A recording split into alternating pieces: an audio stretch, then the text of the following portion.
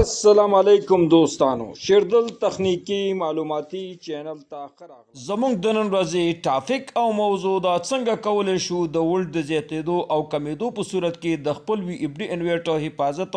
او ساتنه وکړو د ګرمېدو او سوځېدو څخه. نو دوستانو زه غواړم په دې رابطه ستاسو سره مختصر لنډ او مهم معلومات شریک کړم. نو دوستانو دا ویډیو مه سکپ کوئ، تر اخره پورې وګورئ ترڅو د دې مفیدو معلومات څخه ځانونه برخمن کړئ. نو دوستانو راځو د دې عملي د اجرا کولو لپاره د وی اف ډي انورټر سکرین اول راځو دوستانو وی اف ډي انورټر آن کوو. دوهم راځو دوستانو د پی جی یعنی د پروګرامینګ بټن انټر کوو. د پروګرامینګ بټن د انټر کېدو څخه وروسته په سکرین باندې شو کیږي پی زیرو د شو کېدو څخه وروسته دوستانو د سټپ اپ یا د سټپ ډاون ایرو بټن پریس کوو او زه دوستانو پی بی سیټینګ ته کله چې دوستانو پی بی سیټینګ د وی اف ډي انورټر په سکرین شي دلته دوستانو د ډاټا بټن انټر کوو. نو د وی اف ډي انورټر په سکرین باندې شو کیږي پی بی ډاټ 00 د پی بی ډاټ 00 شو شي دلته دوستانو بیا د سټپ اپ یا د سټپ ډاون ایرو بټن په واسطه باندې دوستانو زو پی بی ډاټ 06 ته د پی بی ډاټ 06 د شو کېدو څخه وروسته دوستانو دلته د ډاټا بټن انټر کوو.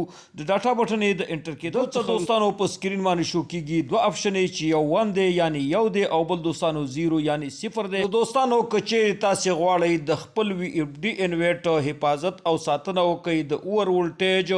او انډر ولټیج یعنی د ولټ د زیاتېدو او کمیدو په صورت څو ستاسو وی اف ډي انورټر د ولټ د زیاتېدو او کمیدو په صورت کې دوستانو دا هیټ نشي ګرم نشي او ونه سوځول شي او ستاسو وی اف ډي انورټر د لانګ ټایم لپاره په نورمال ډول باندې کار وکړي. نو تاسو دوستانو دلته به لازم ضروری یو به انتخابوي او ډاټا بټن به انټر کوئ. د ډاټا بټن د انټر کېدو څخه وروسته کله چې دوستانو ولټ زیاتیږي یا کمیږي کدا ولټ دوستانو د سولر پینل وي او یا دوستانو دا د واپډا وي د ولټ د زیاتېدو او کمیدو په صورت کې بس تاسو وی اف ډي انورټر په اتومات ډول باندې دا اف کیږي بنديږي او تاسو د وی اف ډي انورټر دا به حفاظت او ساتنه کوي د ګرمېدو او سوځېدو څخه. او کچېری دوستانو تاسو دلته 0 انتخاب کوئ نو د دې نه وروسته کچېری دوستانو د واپډا برخه او یا دوستانو د سولر پینل برخه کچېری دا زیاتېږي نو تاسو وی اف ډي انورټر په اتومات ډول باندې نه اف کیږي بلکې دا به په های ولټیج او لو ولټیج یعنی د ولټ زیاتېدو او کمیدو په صورت کې به دا چلیږي او ستاسو وی اف ډي انورټر چې دا به هیټ کیږي ګرمیږي او سوځي به.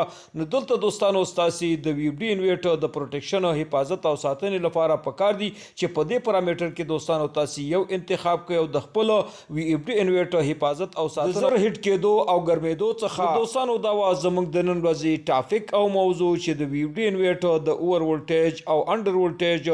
د پروټیکشن حفاظت او ساتنې پر رابطه باندې وا. دوستانو که غواړئ بر تخنیک څخه ځانونه برخمن کوي او خپل هر قسم برقي وسایل په خپل کورونو کې ترمیم او جوړ کړئ. نو دوستانو که تر اوسه پورې مو زما چینل نوی سبسکرایب کړئ زما چینل سره سبسکرایب کړئ او که دا ویډیو مو خوښ شوی در سره لایک او شیر کړئ د خپل ملګرو سره ترڅو خیر او پیدا ټولو ته ورسیږي. دوستانو ستاسو د توجه او لیدو څخه یو نړۍ مننه. السلام علیکم.